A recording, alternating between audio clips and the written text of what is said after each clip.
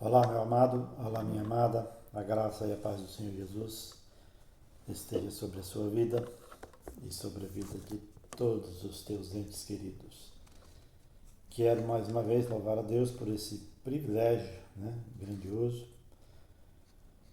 que é de compartilhar, nesse momento, a palavra de Deus, um trecho da palavra de Deus, uma reflexão para o nosso coração. A palavra de Deus hoje, nesse texto que vamos ler, diz para mim duas coisas. Fiquem firmes e orem por nós. Amém? Quero ler com você segunda carta aos Tessalonicenses, capítulo 2, verso 1 e capítulo 3, verso 1. Vamos falar dentro desse contexto, talvez até o verso 5 de Tessalonicenses. É um texto que nos dá aí esperança, para viver aí esses dias tão tenebrosos, tão difíceis que a gente tem enfrentado, com tanta luta, tanta polarização. Agora, especialmente nesse momento aí, em que a gente, saindo da Covid, passa agora por uma eleição no nosso país, no Brasil, e nos estados, alguns estados, e a gente vê aí tanta dificuldade. Mas a gente precisa estar firmes no Senhor e olhar não para os fatos e os acontecimentos humanos. Claro que eles são importantes, sim, mas é muito precioso e muito importante a gente pensar no Senhor e no nosso encontro com Ele, e nas pessoas que também nós encontramos no dia a dia. E eu quero então ler o texto da palavra de Deus para a gente refletir sobre esse assunto. Diz assim a palavra de Deus. 2 Tessalonicenses, capítulo 2, verso 1, diz assim: Agora, irmãos, a respeito da vinda do Senhor Jesus Cristo e do nosso encontro com Ele, pedimos a vocês o seguinte. Verso 3, aliás, capítulo 3, verso 1 vai dizer assim: Finalmente, irmãos, orem por nós para que a mensagem do Senhor Jesus continue a se espalhar rapidamente e seja bem aceita, como aconteceu entre vocês. Eu li esse texto na Bíblia, na linguagem de hoje, talvez a sua esteja um pouco diferente, mas o sentido não vai mudar, Então, lá no primeiro verso que nós lemos, 2 Tessalonicenses, capítulo 2, verso 1, diz que o apóstolo Paulo orienta os irmãos, pede a eles o seguinte, e aí em todo o capítulo 2 ele vai dizer, ele vai pedir aos irmãos que continuem firmes. Por quê? Porque vão surgir aí muitos enganadores, e a gente vê lá no verso 3, por exemplo, o apóstolo Paulo diz: ninguém vos engane, ninguém vos engane, não deixe que ninguém vos engane,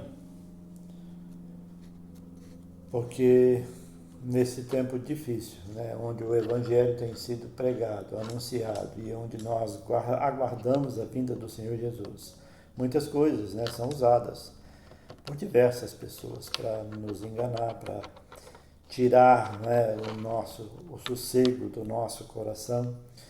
E quando eu digo sossego é no sentido de estar firmes no Senhor, para inquietar o nosso coração. Lá no verso de número 7, ele diz que a maldade está agindo no mundo. E é uma realidade, Essa palavra é tão atual que essa carta é escrita lá no primeiro século ainda, quando a igreja começa a caminhar no cristianismo. E as coisas não mudam, porque os homens não mudam. Então a maldade está agindo, continua agindo.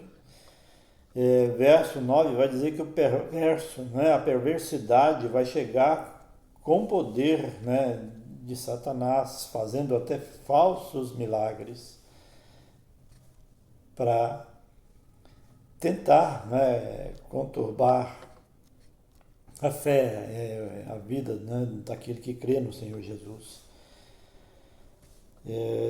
Mas a gente sabe que também tudo isso é permissão de Deus. Mas o apóstolo Paulo, ele nos anima, né? Lá no verso 13, a sempre sermos agradecidos a Deus, né? Porque Ele nos ama. Então a gente tem que ser grato a Deus, mesmo com toda essa confusão, com toda essa maldade que está agindo. Gente que até nesse tempo aqui a gente acredita, né? Acreditando que é instrumento de Deus e fazendo sinais, como diz lá no verso 9, né? Mas o fato é que muitas coisas têm acontecido para nos enganar. Então a gente pode ficar perdido aí nesse tempo de tanta dificuldade, onde os homens têm assumido, né, ou buscado assumir um lugar que não é seu, um lugar que é de Deus, né? Porque Deus é bom e Ele continua fazendo milagres, mas Satanás ainda usa, né, também de ardil para enganar pessoas. Então, nesse primeiro capítulo, que é o capítulo 2, né, aliás, no segundo capítulo, né, da carta de Tessalonicenses, o primeiro que nós lemos aqui, ele fala, né, do nosso encontro com o Senhor Jesus. Então ele nos faz esse pedido aí, né? Em outra versão vai dizer que ele roga a nós, né, ou pede a nós que estejamos firmes. Eu nesse tempo, né, aceito para mim essa mensagem, porque olha só a graça do Senhor Jesus para nos manter firmes, né? Mas no capítulo 3, segundo capítulo que nós lemos, ele vai falar ainda de um outro acontecimento. Capítulo 3, né, nós já lemos, e eu quero reler. Diz assim: finalmente, irmãos, orem por nós, para que a mensagem do Senhor continue a se espalhar rapidamente e seja bem aceita. Então, primeiro, né, ele pede, né, que a gente esteja firme, tendo a certeza de que o Senhor Jesus virá para nos encontrar, né? Tenho certeza que você já tem se encontrado com o Senhor Jesus nessa vida terrena, mas Ele virá, né? Como diz aí a sua palavra. E até que isso aconteça, a gente precisa conviver com pessoas. E aí é onde entra o capítulo 3, dos versos 1 ao 5. A gente precisa, né, estar no meio de pessoas. E aí o apóstolo Paulo vai citar aqui algumas pessoas, né? Ele diz assim: finalmente orem por nós para que a mensagem se espalhe rapidamente. E aí quando diz orem por nós, eu não digo que é só por mim que sou pastor, ou o apóstolo Paulo não está pedindo sua oração por ele, né, ou pelos apóstolos, mas ele está pedindo a mim e a você que, além de estar firmes, oremos uns pelos outros, para que a mensagem continue se espalhando, a gente não entre nessa perdição, né, de maldade, de malignidade, de disputa, de controvérsias, mas que a gente consiga, lá no verso 2, orem para que a graça de Deus também livre vocês das pessoas más e perversas, né? Tem pessoas más. E ele aqui diz, né, que mesmo que essas pessoas más e perversas estejam no nosso meio, elas precisam, né, ser alcançadas. O evangelho precisa ser aceito. E no verso 3 ele diz que o Senhor Jesus é fiel para nos dar força e nos livrar do maligno.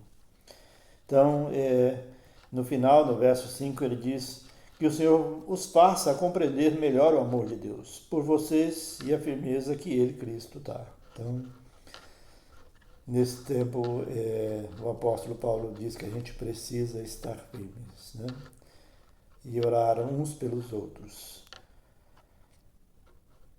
para que a gente consiga, né, ir ao encontro do Senhor Jesus, mas que também a gente possa ir ao encontro de pessoas que são, sim, más, que têm, sim, dificuldades, mas que precisam também ouvir o Evangelho, a palavra de Deus. E até dentro da nossa casa, quantas vezes, né, a gente se depara com isso, com gente que ainda é estimulada pela maldade de Satanás, né? Então, vamos nesse tempo estar orando pela nossa, né, vida e pela vida daqueles que precisam, né, do Evangelho, para que a gente não desanime e continue firme no Senhor e continue com esperança, né, anunciando o Evangelho que pode salvar e que pode fazer, como diz lá no verso 5, compreender o amor de Deus, né, que está em Cristo Jesus. Você pode orar comigo? Pai, eu quero te louvar por esse tempo precioso, por essa palavra maravilhosa, abençoada, ó Deus, que venha revelar ao nosso coração as dificuldades em todo o tempo, mas especialmente nesse tempo. Sabemos, ó Deus, que muitas coisas têm sido faladas a respeito da tua vinda, muitas palavras têm sido aí anunciadas ou reveladas pelos teus filhos, pelos teus servos, mas também há muita maldade, ó Deus, sendo misturada em tudo isso, para que as pessoas sejam enganadas. Pai, não deixa os teus filhos, não me deixa ser enganado, ó Deus, por essas maldades que vêm afetar, abalar o meu coração, por essas falas controversas, ó Deus, mas ajuda-me a estar firmes no Senhor, confiante na esperança que há, ó Deus, na tua vinda, e também, ó Deus, confiantes de que eu preciso viver entre as pessoas, ó Pai, anunciando o teu evangelho com a minha vida, com a palavra, anunciando a palavra e anunciando, ó Deus, que o teu reino é melhor do que qualquer governo humano, Pai. Então ajuda-nos nesse tempo a compreender isso e a divulgar isso. E como disse aqui o apóstolo Paulo, ajuda-nos a compreender o teu amor e amar também as pessoas, Pai. É o que nós oramos nesse tempo, agradecidos, no nome do Senhor Jesus. Amém e amém. Que o Senhor Jesus dê a você aí dias de bênção firmes nele e anunciando aí o amor de Deus e desfrutando também do amor de Deus que excede, né, a todo entendimento. No nome de Jesus. Deus te abençoe.